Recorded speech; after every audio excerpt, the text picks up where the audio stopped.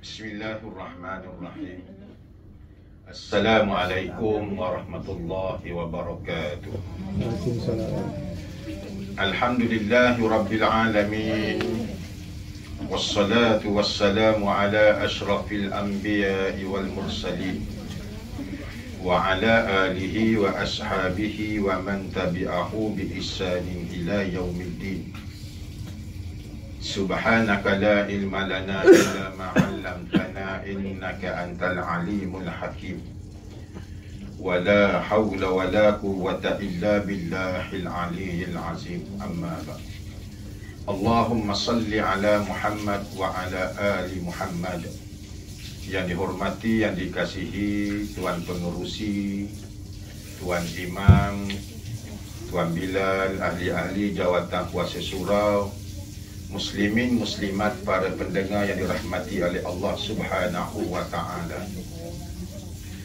Alhamdulillah, pertamanya marilah kita sama-sama memanjatkan kesyukuran kehadrat Allah Subhanahu wa ta'ala, kerana dengan izin Allah dapatlah sama-sama kita berada di dalam rumahnya. Mudah-mudahan duduk kita dalam rumah Allah mendapat keberkatan, mendapat rahmat dan nikmat dan kasih sayang daripada Allah Subhanahu wa ta'ala. Kita juga mohon kepada Allah Subhanahu wa ta'ala agar Allah Subhanahu wa ta'ala menampunkan segala dosa-dosa kita, menerima segala amal ibadah kita, menjauhkan diri kita daripada azab kubur dan azab api neraka Jahannam, dan menempatkan diri kita di hari akhirat kelak bersama dengan para anbiya, para syuhada, para orang-orang yang beriman, yang bertakwa, yang sentiasa mendapat naungan aras Allah Subhanahu wa ta'ala. Kita juga mohon kepada Allah Subhanahu wa ta'ala agar Allah Subhanahu wa ta'ala memilih kita untuk memasuki syurganya dan menikmati nikmat syurga Allah, di mana nikmat yang paling besar, yang paling mulia di dalam syurga Allah Subhanahu wa ta'ala adalah nikmat dapat melihat Allah dan nikmat dapat berbicara dengan Allah Subhanahu wa ta'ala tanpa memerlukan juru bahasa. Inilah nikmat yang dinanti-nantikan oleh sekalian para penghuni syurga Allah. Jadi mudah-mudahan kita semua yang ada di dalam surau pada ketika ini, sahabat-sahabat kita yang mengikuti kuliah Zuhur secara dalam talian, mudah-mudahan dipertemukan semula oleh Allah Subhanahu wa ta'ala di hari akhirat kelak di dalam syurganya. Kerana sabda Nabi sallallahu alaihi wasallam, barang siapa yang berada di dalam majlis ilmu seumpama berada di taman-taman syurga Allah Subhanahu wa ta'ala. Jadi mudah-mudahan kita semua ni nanti dipertemukan kembali oleh Allah di hari akhirat kelak di dalam syurganya. Baik, jadi alhamdulillah, sementara kita menantikan masuknya salat fardu zuhur, kita duduk seketika dalam majlis ilmu.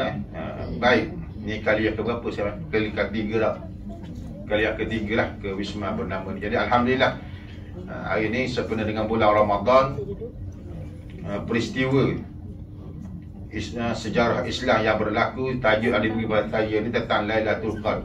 Tapi ramai orang membicarakan tentang malam Lailatul Qadar, 10 malam yang terakhir pada 17 Ramadan ini turunnya Al-Quran, termasuk dalam peristiwa Lailatul Qadar, turunnya Al-Quran kepada baginda sallallahu alaihi wasallam.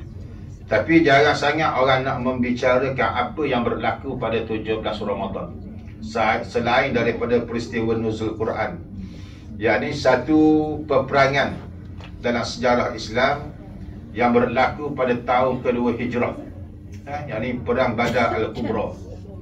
Peperangan yang pertama yang disertai, yang diisytiharkan oleh baginda sallallahu alaihi wasallam apabila sudah sampai ke muncaknya orang kafir Quraisy melakukan kekejaman terhadap orang-orang Islam, sehinggalah baginda sallallahu alaihi wasallam mendapat perintah daripada Allah Subhanahu wa taala untuk memerangi orang kafir Quraisy. Ianya berlaku pada 17 Ramadan tahun kedua Hijrah Masihi, tahun kedua Hijrah lah. Di mana pasukan tentera Nabi sallallahu alaihi wasallam pada ketika itu hanyalah seramai 313 orang. Tentera Nabi tak ramai. 313 orang nak melawan pasukan Abu Sufyan. Seramai lebih daripada 1000 orang. Melawan pasukan tentera Abu Sufyan, di mana dalam perang Badar itu jugalah Abu Lahab mati dibunuh. Dia punya, boleh kata dia punya ketua lah, orang kafir yang memerangi baginda sallallahu alaihi wasallam. Jadi apa yang berlaku dalam peperangan, yang ini di antara peperangan iman dan kufur. Sebab sebelum tercetusnya peperangan tersebut, baginda sallallahu alaihi wasallam memohon doa kepada Allah Subhanahu wa taala agar tenteranya diberi kemenangan. Kerana ianya adalah peperangan yang macam saya sebutkan tadi lah, antara iman dan kufur. Sekiranya pasukan tentera Islam kalah pada peperangan tersebut, peperangan pertama itu, maka lenyaplah Islam di muka bumi. Seandainya pasukan tentera Nabi kalah pada ketika itu, bermaksud apabila kalah, Nabi pun mati dibunuh. Nabi pun mati dibunuh. Maka Nabi kata pun, seandainya pasukan tentera ku kalah pada hari ini ya Allah, maka akan lenyaplah Islam di muka bumi, kerana tidak akan ada lagi manusia yang akan menyembahmu selepas daripada ini. Bukan kata manusia, umat Muhammad yang berada di Madinah dan di Mekah saja. Maksud Rasulullah sallallahu alaihi wasallam, seluruh umat manusia di seluruh muka dunia ni, seluruh muka bumi ni, tidak akan ada menyembah Allah Subhanahu wa taala. Maka sebab itulah berlakunya peperangan tersebut, di mana pasukan tentera Nabi sallallahu alaihi wasallam dibantu oleh para malaikat Allah Subhanahu wa taala yang diketuai oleh Jibril alaihi salam untuk melawan pasukan Abu Sufyan. Dengan kelengkapan tentera Nabi sallallahu alaihi wasallam yang tidaklah sehebat seperti kelengkapan tentera Abu Sufyan. Kerana pasukan tentera Nabi ketika itu, mereka berperang dengan apa sahaja yang boleh dijadikan senjata untuk melawan musuh ni.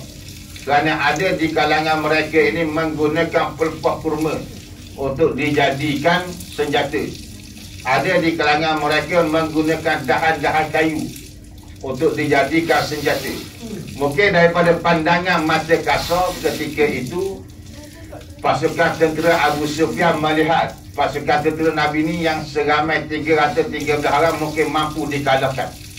Maka apabila turunnya bantuan tentera daripada Allah Subhanahu wa taala, jundullah, tentera para malaikat yang diketuai oleh malaikat Jibril alaihi salam, sehingga menyebabkan kumpulan tentera pasukan Abu Sufyan ini lari dalam keadaan ketakutan kerana melihat kekuatan yang ada pada diri tentera baginda sallallahu alaihi wasallam. Ini mungkin juga ada ustaz, tapi apa yang saya nak sebutkan di sini sebenarnya, pasukan tentera Nabi 313 orang ini, ianya akan berulang. Peristiwa ini akan berulang. Waktu bila mungkin bukan zaman kita, mungkin zaman anak cucu kita esok-esok. Di mana pasukan tentera Iman Al-Mahdi bersama dengan baginda Nabi Isa alaihi salam pun seramai 313 orang. Jadi peristiwa ni berulang daripada peristiwa zaman Nabi sallallahu alaihi wasallam dalam peperangan Badar Al-Kubra, akan berulang ketika mana pasukan tentera Iman Mahdi melawan pasukan Dajjal. Dajjal ketika itu tenteranya seramai 60,000 orang. Pasukan Yahudi berada di belakangnya. Sedangkan pasukan tentera Iman Mahdi pada ketika itu yang akan datang ini pun seramai 313 orang. sama kekuatan seperti mana pasukan tentera Rasulullah sallallahu alaihi wasallam. Maka sebab itulah baginda sallallahu alaihi wasallam sebut dalam satu hadis, seandainya kalian hidup di zaman Imam Mahdi, di zaman Dajjal dan Imam Mahdi, maka pergilah berbaiat dengan Imam Al-Mahdi walaupun dalam keadaan merangkak, walaupun dalam keadaan salji. Nak menunjukkan ketika itu peristiwa berlaku, cuaca ketika itu di bumi Palestin, di bumi sebelah Asia Barat ni dalam keadaan bersalji lah. Sebab disebut dalam hadis, Nabi kata walaupun dalam keadaan merangkak, walaupun dalam keadaan bersalji. Nah, benda ni Nabi sebut bila 1400 tahun lalu dah. Jadi Nabi dah boleh nampak dah apa yang berlaku, sehingga Nabi kata pergilah dalam keadaan merangkak walaupun dalam keadaan bersalji. Maksud ke cuaca ketika mana berlaku, ketika mana munculnya Imam Al-Mahdi kelak. Nak melawan pasukan Dajjal ni yang seramai 60,000 pengikut tentera Yahudi di belakangnya nak lawan pasukan tentera Imam Al-Mahdi. Baik, muslimin muslimat para pendengar yang dirahmati oleh Allah Subhanahu wa taala. Sebab itulah saya katakan tadi peperangan Badar Al-Kubra yang berlaku pada 17 Ramadan. Kekuatan kekuatan pasukan Nabi sallallahu alaihi wasallam tidaklah sehebat pasukan tentera Abu Sufyan. Namun dengan bantuan pasukan tentera Allah Subhanahu wa taala, yakni para malaikat, sehingga memberikan kemenangan kepada pasukan Nabi. Nak cerita apa yang berlaku dalam peperangan tersebut. Pada awal peperangan tersebut, baginda sallallahu alaihi wasallam tidak berhenti bermunajat memohon doa kepada Allah Subhanahu wa taala supaya diberikan kemenangan kepada pasukan tentera Islam. Sehinggalah ketika mana tengah kemuncaknya peperangan, datang sahabat Nabi sallallahu alaihi wasallam bertemu dengan baginda sallallahu alaihi wasallam. Ketika itu para sahabat dalam keadaan berpuasa. Tahun kedua orang Islam berpuasa ketika itu. Kata sahabat Nabi, di antaranya Ibnu Abbas radhiyallahu anhu, ya Rasulullah, pasukan kita sekarang ni sudah mulai lemah, sudah mulai melemah. Sebab dah ceritanya pasal puasa tu lah. Kalau tidak ada kekuatan, aku pasti pasukan tentera kita ni akan kalah. Pasukan tentera kita ni akan kalah. Dalam keadaan tentera Islam yang sedang berpuasa kemudian berperang. Kemudian Nabi sallallahu alaihi wasallam beritahu kepada sahabat, perintahkan kepada mereka supaya berbuka. Perintahkan kepada mereka supaya berbuka. Buka puasa 17 Ramadan tu. Maka Ibnu Abbas ni diberitahulah pada sahabat, perintah daripada Allah dan Rasul memerintahkan kalian supaya berbuka puasa. Ketika mana ketika itu perang sedang kemuncak. Maka adalah di kalangan tentera Nabi ni berbuka puasa dan ada yang tidak. Sebab Nabi suruh buka puasa ni untuk menambahkan kekuatan tenaga.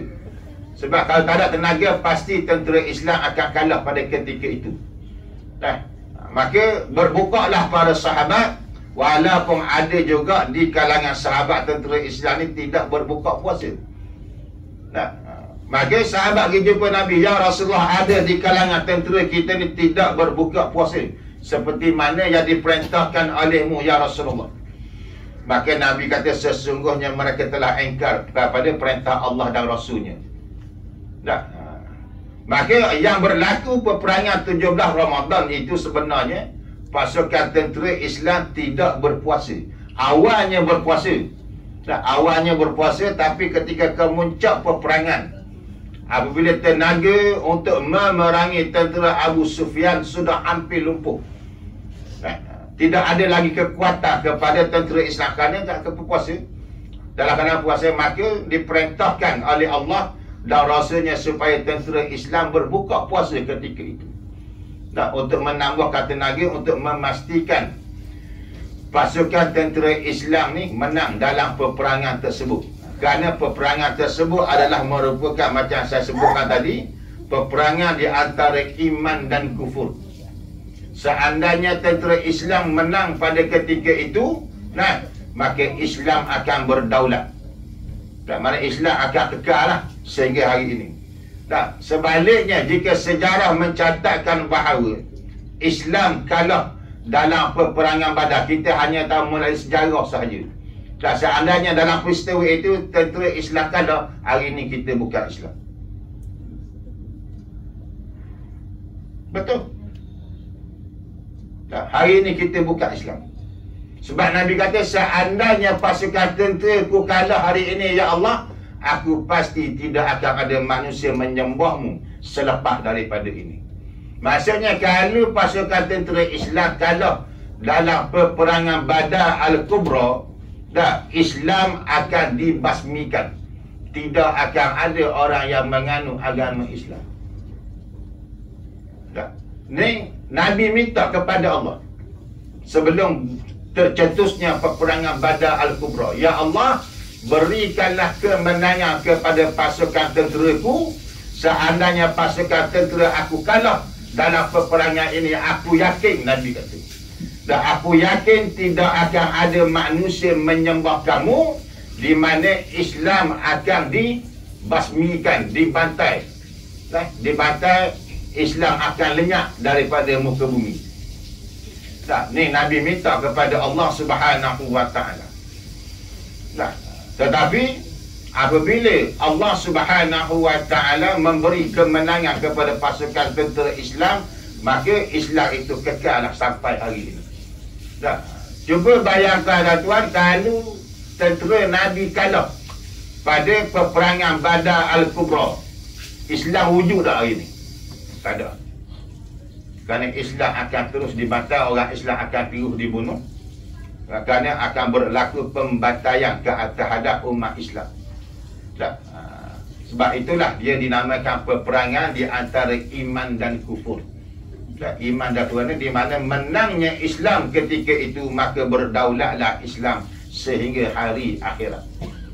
Inilah di antara peristiwa yang berlaku pada 17 Ramadan, selain daripada nuzul Quran. Syahrul Ramadan allazi unzila fihi al-Quran, turunnya Al-Quran.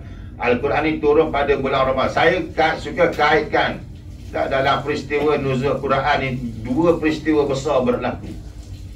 Pertamanya nuzul Quran, dan yang keduanya peperangan Badar Al-Kubra. Biasanya ustaz-ustaz bawa apabila peristiwa nuzul Quran, cerita pasal nuzul Quran je lah. Tetapi apa pengorbanan para Nabi SAW dan juga para sahabat yang berlaku pada peristiwa nuzul Quran. Jadi macam saya katakan tadi lah, ni perang Badar Al-Kubra, yang mengorbankan pasukan tentera Nabi ketika itu 7 orang yang mati syahid. 7 yang mati syahid. Sedangkan pasukan tentera Abu Sufyan 70 orang ditawan, 70 orang mati, dan selebihnya mereka melarikan diri. Tentera Abu Sufyan 1000 lebih. Tengok pasukan tentera Nabi hanya 313 orang, tapi akhirnya kemenangan berlaku terjadi kepada umat Islam, tentera Nabi SAW. Inilah di antara peristiwa yang berlaku dalam peristiwa 17 Ramadan. Selain daripada nuzul Quran, turunnya Al-Quran kepada baginda sallallahu alaihi wasallam, ataupun juga dia masa 17 ni kita dah masuk pada fasa yang ketiga Ramadan. Sekarang ni masing-masing sibuk untuk mencari malam Lailatul Qadar. Satu malam yang pahalanya, ganjarannya lebih daripada 1000 bulan. Imam pun terawih pun dia baca surah yang sama je daripada awal sampai habis. Surah Lailatul Qadar. Tapi kalau tidur malam, tak bangun malam, tak jumpa kau. Tak jumpa juga malam Lailatul Qadar. Sebab malam Lailatul Qadar ni bukan semua orang boleh dapat. Bukan semua orang boleh dapat. Tapi akan ada pada malam tersebut 10 pada 10 Ramadan yang terakhir. Nah, bukan semua orang boleh dapat. Walaupun dia malam tu memang dia bangun dah. Memang betul malam tu malam Lailatul Qadar. Nah, tapi dia tidak dapat merasai betul dak malam ni Lailatul Qadar. Tengok biasa je. Tak ada apa pun, walaupun orang sebelum dia cerita malam Lailatul Qadar ni boleh nampak bahawa pokok menyembah bumi dan sebagainya. Macam-macam lah. Tak, macam-macam. Itu cerita yang disebut oleh ulama-ulama terdahulu. Tak, pada malam Lailatul Qadar pokok menyembah bumi. Kalau betul lah berlaku demikian, pada malam tersebut semua orang boleh nampak penuh hospital pagi esok. Sebab apa? Dah tengok pokok menyembah habis, aksiden habis. Kereta langgar pokok apa semua. Dah tengok terkejut peristiwa tersebut. Sebab tu saya katakan peristiwa malam Lailatul Qadar ni hanya orang-orang yang dipilih oleh Allah Subhanahu wa taala. Bukan kata ulama kalau Allah Taala nak bagi ke mak rempit pun boleh jadi. Tak nak bagi ke mapek duduk cocok heroin bawah jambatan. Tak tengok malam tu peristiwa malam Lailatul. Mungkin itu merupakan satu hidayah kepada dia untuk kembali kepada Islam. Sebab tu saya katakan malam Lailatul Qadar ni bukan semua orang boleh dapat, tetapi hanya dipilih oleh Allah Subhanahu wa taala. Walaupun kita bangun dah malam tu, oh malam ni malam yang ke-27. Seperti yang digembar-gemburkan biasanya malam yang 27 malam Lailatul Qadar. Tapi kita tidak dapat merasai apa-apa pun. Biasa je. Tak, biasa je tengok cuaca luar pun okey je, macam tak ada apa tanda-tanda malam Lailatul. Sebab Allah Taala tak nak bagi. Kalau Allah Taala bagi, kamu akan dapat lihat. Kita akan dapat, oh ini adalah malam Lailatul Qadar. Nah, kita akan apabila maksudnya orang kata boleh tengok pokok menyembah bumi, batu berzikir dan sebagainya, Allah Taala buka hijab mata. Hijab mata dan telinga kita. Kalau Allah Taala buka hijab mata dan telinga kita, kita akan nampak apa yang disebut tak benda-benda luar biasa yang berlaku di malam Lailatul Qadar. Kalau Allah Taala buka hijabkan mata, baru kita boleh nampak. Telinga kita mungkin kita boleh mendengar batu-batu berzikir, haiwan berzikir, ikan dalam ekor darah berzikir. Tak. Tapi oleh kerana tak biasa dengar, takut terkejut pula. Duduk siap tiba-tiba dengar ikan dalam ekor dia di rumah berzikir. Agak-agak terkejut dah. Tak. Kalau kita tahu malam itu malam 27, malam-malam yang ganjil, seperti mana yang disebut oleh Nabi sallallahu alaihi wasallam, malam Lailatul Qadar berlaku pada malam-malam yang ganjil. Tak mungkin 20, 23, 25, 27. Kan? Mana? Kita kena cari. Tak. Maksudnya cari setiap malam 10 malam terakhir, rajin-rajinlah bangun di masjid malam hari berdoa. Seandainya malam tersebut berlakunya malam Lailatul Qadar, walaupun kita tidak nampak apa peristiwa malam tersebut, doa kita mustajab, doa kita diterima oleh Allah Subhanahu wa taala. Maksudnya malam itu kita berdoa tidak semestinya keesokannya terus berlaku apa, terus kita dapat apa yang kita nak dah. Mungkin 5 tahun akan datang, mungkin 10 tahun akan datang, mungkin tahun depan. Dan apabila kita dapat pada malam apa yang kita doa pada malam tersebut, dapat bila? Tahun depan baru dapat. Kemudian baru kita teringat, malam tu aku berdoa pada malam 27 Ramadan. Malam-malam ganjil pada akhir Ramadan. Tak, jadi malam tu lah aku berdoa, benda aku dapat hari ni, aku berdoa pada tahun lepas. Masa tu baru teringat, kalau lah aku tahu hari ni aku dapat, pasti aku doa lebih daripada itu. Sebab apa?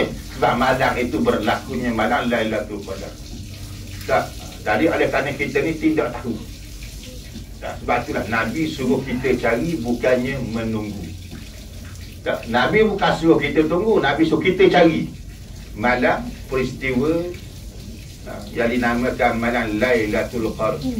Malam yang penuh dengan ganjarannya lebih daripada 1000 bulan.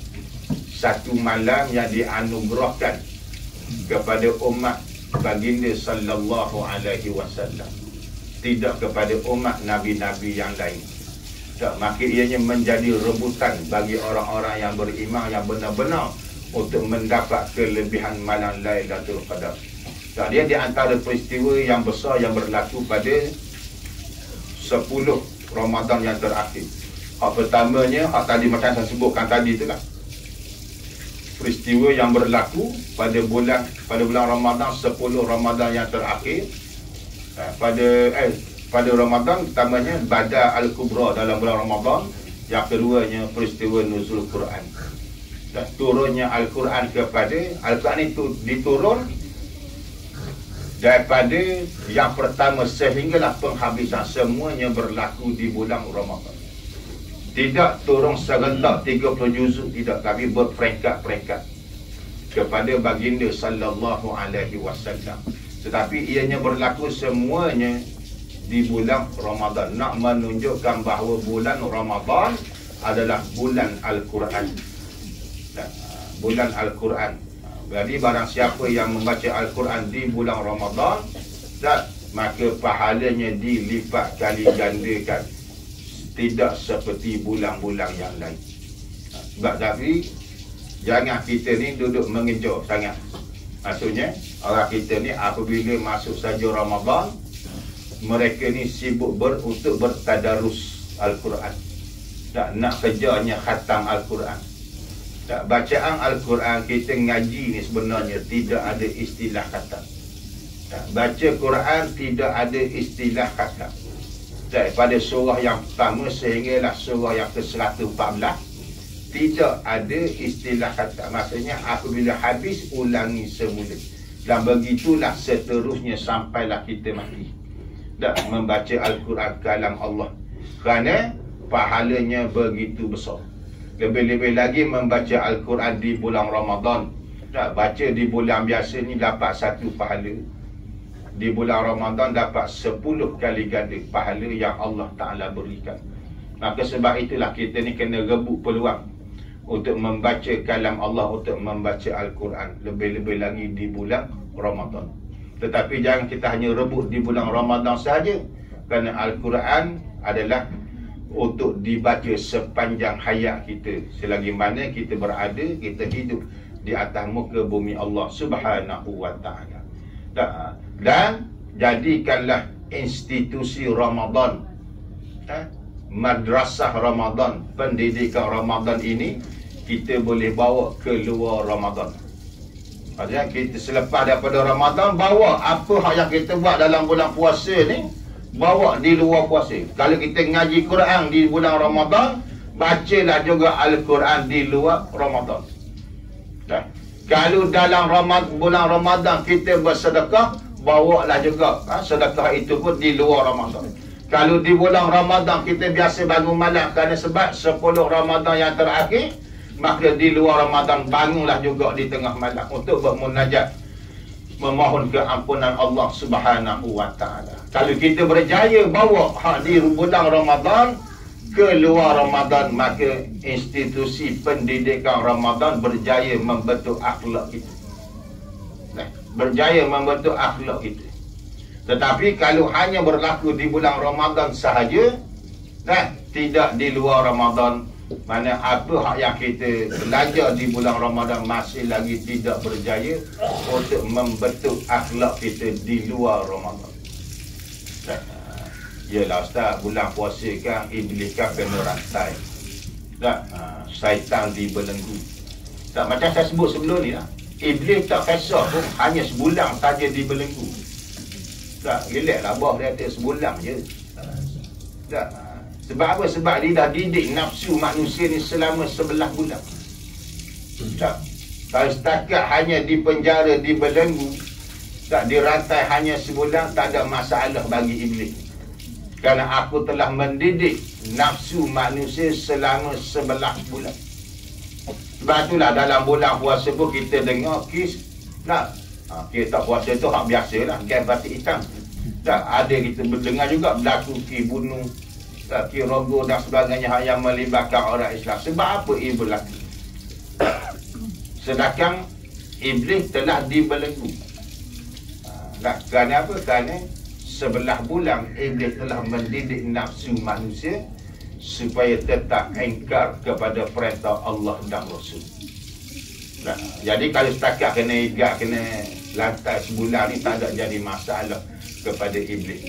Kerana nafsu telah menguasai diri manusia. Nah, maka sebab itulah kalau kita berjaya membawa institusi Ramadan, di bulan Ramadan kita berjaya baca Quran, kita berjaya bangun malam, kita berjaya bersedekah, kita berjaya melakukan amal-amal kebaikan di bulan Ramadan, bawalah amalan itu daripada Ramadan ke luar Ramadan. Mudah-mudahan kita menjadi seorang insan, hamba yang beriman, yang betul-betul istiqamah dalam beribadah kepada Allah dan Rasulnya, dan mudah-mudahan di hari akhirat kelak kita menjadi sebahagian daripada penghuni syurga Allah Subhanahu wa taala. Dan semua kita ni sebenarnya nak kepada syurga Allah. Siapa pun tak nak masuk neraka jahanam. Semua nak syurga Allah. Tapi nak syurga ni seperti mana Nabi kata, nak syurga kita kena minta kepada Allah. Sebab kita masuk syurga bukan kerana sebab kita semayang. Kita masuk syurga bukan kerana sebab kita puasa. Kita masuk syurga bukan kerana sebab kita sedekah, bukan kerana sebab kita buat amal kebaikan. Tetapi kita masuk syurga kerana sebab rahmat Allah, kasih sayang Allah, syafaat daripada Allah Subhanahu wa taala. Mudah-mudahan di hari akhirat kelak kita dipilih oleh Allah Subhanahu wa taala dengan rahmat, nikmat dan kasih sayangnya. Kita berada di dalam syurga Allah Subhanahu wa taala. Wallahu a'lam. Cukuplah sekadar tu tuan-tuan. Jadi insya-Allah dipanjangkan umur, murah rezeki, kita bertemu lagi pada masa yang akan datang. Wallahu a'lam. Bismillahirrahmanirrahim. Alhamdulillahirabbil alamin, wassalatu wassalamu ala asyrafil anbiya'i wal mursalin wa ala alihi wa sahbihi ajmain. Allahumma jam'ana hadza jam'al marhuma wa tafarruqna min ba'dihi tafarruqan ma'suma. Rabbana atina fid dunya hasanah wa fil akhirati hasanah wa qina azabannar. Walhamdulillahirabbil alamin. Tuan-tuan yang dirahmati oleh Allah, dalam banyak kata saya tu ada sedikit buah-buahan untuk jualan.